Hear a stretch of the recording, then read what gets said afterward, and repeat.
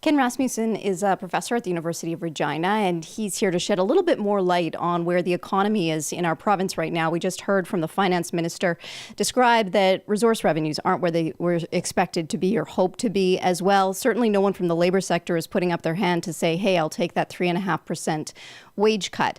When these things aren't coming together, what does it mean for our province's economy?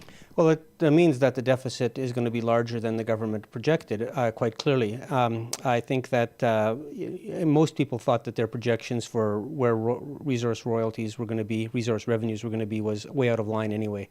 And so I think we're going to see a much larger deficit at the end of this year. The finance minister said that the projections were bang on with each person he spoke to individually. So where did they go wrong if he was getting this advice that this is where they should be? Well, I mean, governments tend to be overly optimistic when they're estimating resource revenues. It sort of makes the budget look better on budget day if you say that the resource we're counting on $57 oil, and you find people that are willing to say that. But I think, and people are always optimistic in the oil patch. People are always hoping that they're going to be there, but hoping that it's going to be there and it actually being there are two different things.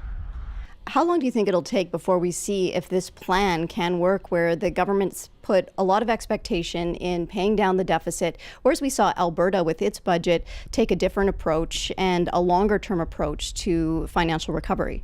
Well, they've only really got 1 year, frankly. I mean, they'll have, we're going to have an election in 2020, and so there's going to have to be some signs that this is an effective strategy, in a year from now after the next budget, because the budget after that will be an election budget.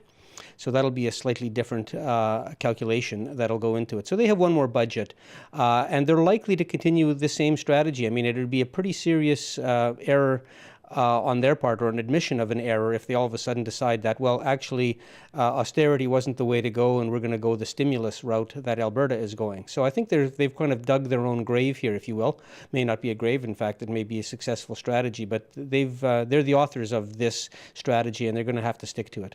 When it comes to this 3.5% wage cut that they'd like to see the public sector take, they're insistent upon it, and yet we still have to go through negotiations. So the timeline seems to really be exceeding where they'd like to start to see the cost savings of that $250 million they want to save through this cut.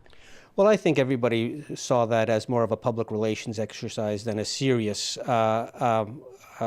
plan to get this money. I mean, you have to negotiate each individual contract.